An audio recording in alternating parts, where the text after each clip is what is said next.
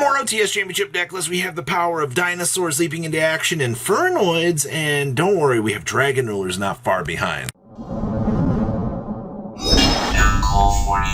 Make sure you guys smash the little crap out of that subscribe button so you guys don't miss out more on us. You wanted more dinosaur action, right? Well, I gotta tell you, seeing more and more of these dinosaur players kind of stepping into the arena out here and testing out, things like the Ultimate Conductor and still doing the standard things, it's gonna be really good. This deck will go through its next evolution once we hit Ryuji, which will be actually so very refreshing.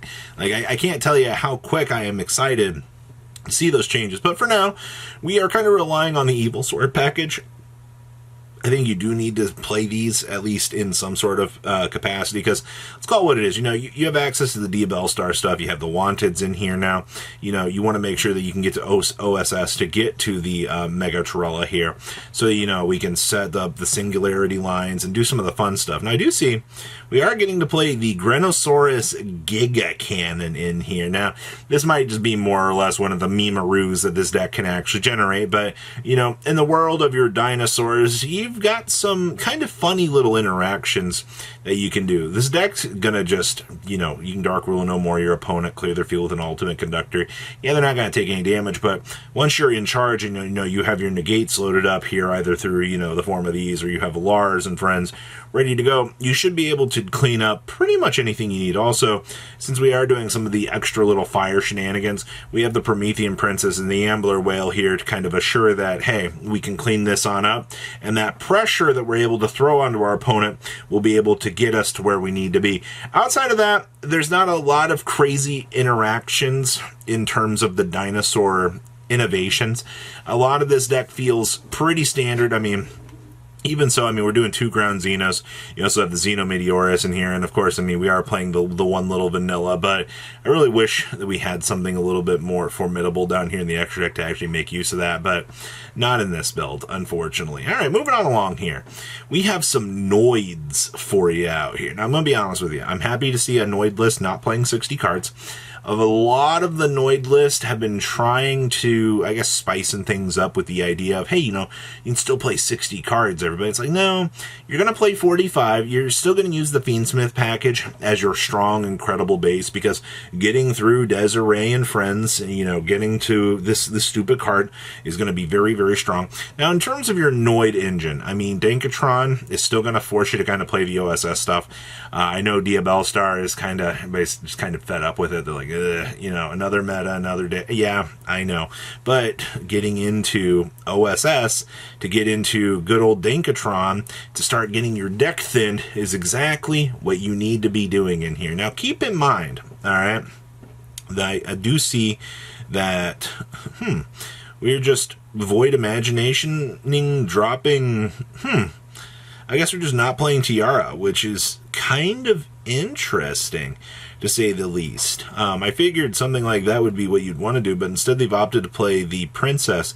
I guess, maybe you just don't need Tiara. Maybe the big dump boss monster that this deck has kind of come to know and love just really is needed. Also, 2/2 on the Mulcharmies. We also have access to the Threatening Roar in here.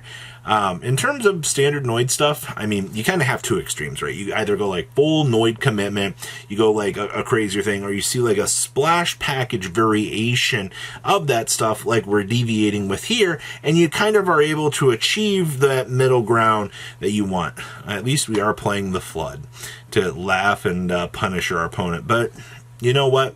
That's Noid action for you. I do want to see what more a deck like this in the future will be able to develop, and what more we will see out of these OTS Championships for Noids. Ooh, we have Dragon Ruler action for you in here. Okay, well, first of all, I'm very vocal. I'm happy to see Dragon Rulers even getting a smidge of chance in the current meta whatsoever, because we're kind of at this point right now with the meta that, like, Dragon Rulers have just fallen off into a hole over here. Like, they're down here, they're not doing anything. But basically, this build is trying to use the Basil Rose Shoot to kind of supplement, some of the packages that you can do. And also, We still are doing full Fiendsmith combo in here, but what you're doing with this stuff is you're getting access to either the Wave King Kaiser or you're getting access to the Darkest Dragon. No, we can't make this. It's just going to be you're putting up the Wave King Kaiser every single game. Though this is now accessible through the Dragon Rulers, which is actually kind of funny. All right, it's just once per turn, detach 2 materials, then target one face across the field, destroy it, and if you destroyed a monster, you can make one face a monster you control gain attack equal to destroyed monsters original level and rank times 300, and this card cannot attack the turn you activate this effect. And then this is a quick effect if it has a dragon monster as material, but cannot be activated during the damage step. So basically, we can get some trolling action in on this, since you know we have all these dragon rulers able to put this thing on the field. We get a form of interaction during the opponent's turn with this, and then you can basically supersede power up something if you really need to. I don't really think it's going to be much of an issue. Also, because we are playing such a large combination pile of these ugly little guys all in this deck, you do see, hey look, that grass looks greener, suddenly has a lot more synergy in this build. So you wanted to play some 60 card pile out here.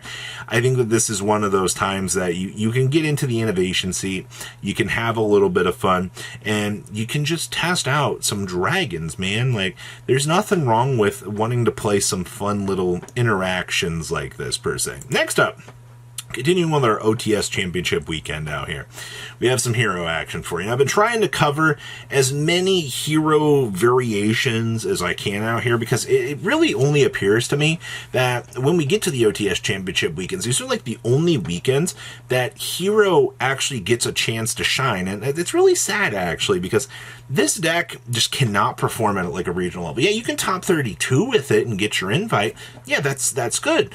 But when you narrow down your vision from the super competitive down here to the locals scene, this is going to be the deck that really just kind of grinds through a lot of your meta game and has a chance to do things. And of course, every build is relying on Plasma. It's kind of a shame, actually, that Plasma became that center point, to kind of hold this deck together. We are also playing one copy of the Wing Karibo level 6 in here. I know a few people have been a little bit indifferent about level 6, and I can perfectly understand why. I think that the card is very, very good where it needs to be, but it's one of those situations that quite possibly other cards could suffice and possibly do the thing. Now, obviously, we are missing things in the side deck down here. I've actually seen D-Force recently show up as a side deck option for a deck like this. I don't think it's the most consistent option that you really could see. This build is also not doing any crossout designators. To be honest with you, crossout is not super good right now. Also, we're only playing 2 Drolls, 2 Ashes, 2 Board Breakers here, 2 Imperms. That does kind of lead me to believe that their side deck might have had things like Nibiru's in it, but once again, Nibiru's not an insanely good card right now. We're just kind of at that point right now that it does not look like it is actually all that strong at all, but it is kind of cool to see that you have an idea of some more main decked hero action and how this deck is still kind of constructing itself to be that challenger in today's meta for what it's actually worth. And then we also had this Kashtira list out here. Now, Kashtira, not a lot has really changed in terms of this, all right? You're still going to be putting up as many interaction points as you can. You're still going to be relying on that Unicorn and that Fenrir to be those mid-interaction points for your opponent so you can actually try to choke them out, which is exactly what this deck needs to be doing. Also, Birth still tears graveyard decks apart, man. Getting the Banish 3 every single turn is actually kind of insane. Like, I think people have forgotten this. Also, this deck is still kind of the natural Predator shifter deck in the room. This deck kind of does things a little bit better than Malice, I feel like. You also are doing 2 copies of the attack talents in here. We have good old Space Rock, so we can kind of clear up any of the real problematic cards.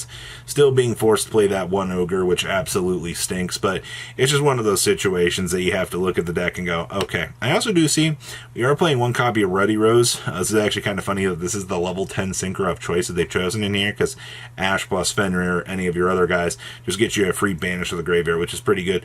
The rest of your options, we are actually seeing Blaze in here, which is actually pretty good, but I think most of your options are looking pretty good. This is also interesting. We're doing the Utopic Future and the Utopic Future extra Draco stuff. A lot of commitment to make this, but I do suppose this is fine. But you also don't see, you know, we're not doing any of that Cyverse extra decode talker stuff with the Draco sack that a lot of these other builds have done. I do like that package. I think it was very good, but to see a build that's not really being forced into that situation, I think is actually kind of nice. So that's all we have for this chunk of OTS deck list. Please leave a comment down below, tell me what you guys think, and I'll see your beautiful faces back here in a day, guys. Peace out. Patrons, thank you.